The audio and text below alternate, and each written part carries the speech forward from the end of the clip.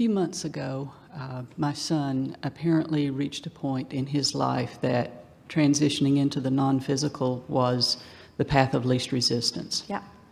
And I have learned a great deal in those months in going back through some of the conversations that you've had about suicide and about what we call the death Every experience. death is suicide.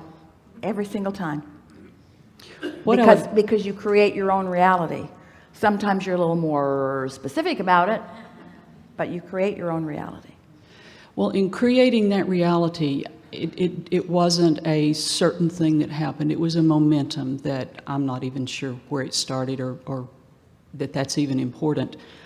But I was part of that reality. And I'm kind of wondering the role that, how I created something or could be part of creating something that was so drastic and so far from what I would have wanted. Well, the most important thing that we want to say to you, and we're happy to have this conversation at this point of the day, because with everything that we've been talking about already today, can you feel that the source within you has an opinion and is having a conversation about that? And can you feel when you sync up with that conversation and when you divert from it? Oh, yes.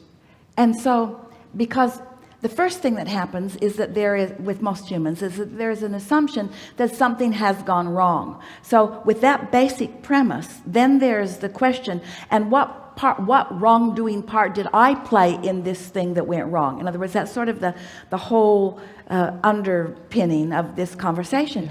And it's so far from where your inner being is and where your son is and where all that you are is, that you can just feel the offness of your approach to it. That's the most significant thing that we want to say to you. Okay. Is that, and we don't think that there's ever would have been a time, or maybe ever will be another time, that you will get that point as clearly as you got it just now on the heels of everything that we've been talking about here today. In other words, you can feel the accuracy, the poignancy, the importance, the rightness of your own guidance system. Yes. So you want to begin asking the questions that evoke the answers that feel good. You can't ask a question that feels awful and receive an answer that feels good. Oh, isn't that important to understand? You can't say what went wrong and have anybody ever soothe you, because even though everything that we are wants to soothe you, you're not in the receptive mode when you cue it up with a question like that. You see how it works? Yes. So Yes. what you want to do, and what he wants you to do, is start looking for all the rightness that you did, all of the things that felt good while you were doing it. Not one thing has gone wrong, and you certainly were not any participator in anything that has gone wrong. First of all, you don't create someone else's reality. You perceive it, and in perceiving it, there can be some influence, but the influence that you offer to others is so minuscule by comparison, you see. Stop taking credit or blame for anything that anybody else is doing, and just recognize that you've come together as co-creative partners in this for the purpose of adding to the whole of the mass consciousness, adding to the whole of the vibrational reality. There is so much going on in this world, and when you look at it as a whole, sometimes humans can get very pessimistic about what's going on. Yeah. But if you could stand in the place that we stand and see the value that is being asked for and the rockets that are being launched as a result of what people are living, you would understand that nothing is ever going wrong. And then you just have a simple decision to make for yourself. How do you want to feel now? Yeah. How do you want to participate in this wholeness? Do you want to sync up with Source and what Source knows? Or do you want to crawl off into some corner that doesn't feel good and beat the drum of that? In other words, you get to decide, and it really is as simple as choosing what opens you up to the flow or not, you see.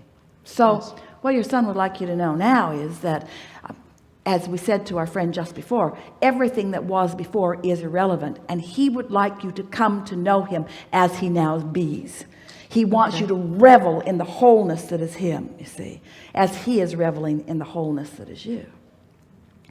Now, sometimes you just want to say, oh, blah, blah, blah, blah, blah, blah, blah. Abraham, can't you bring that in? Can't you make it realer for me? Can't we have a discussion without talking about vibration? Not really.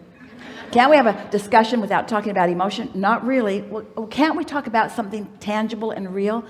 Yeah. We want you to live happily ever after. But that happily ever after is not ever after. It's all right now. There is no future. It's all right now. It doesn't, when people say, I want it to get better, it can't get better. It's only now. In other words, now's where all of your power is. So right now you've got a choice of how you perceive something, which means in this situation, you have a choice about the way you ask the question. So if we were standing in your physical shoes, we would be asking the questions that guaranteed an answer that would make us feel good now. So we'd say things like, Abraham, how's he doing? Great. Abraham, is there anything that I should have done differently? Not one single thing. Abraham, is this going to be a big disadvantage or an advantage to me moving forward? The biggest advantage you've ever experienced ever.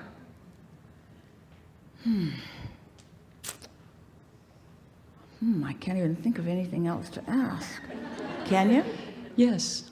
How do I go forward with my relationship with him?